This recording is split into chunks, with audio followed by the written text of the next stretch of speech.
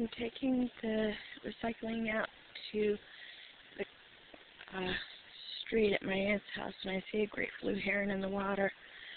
I've gotten photos of them in my neighborhood, but I never got video of it, and I don't know how close I'll be able to get to this one, so I decided I would just try for the video.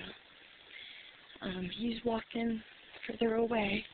I don't know if you can even see him on the video yet, but I can see him. Let me see if when I get around here, you'll be able to see him. Such a beautiful bird.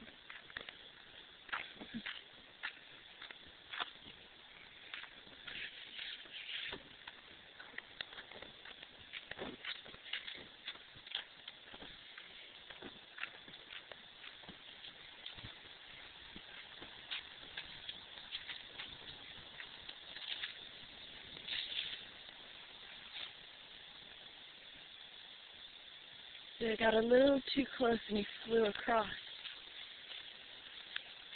So pretty. It's okay, darling. I'm not going to hurt you.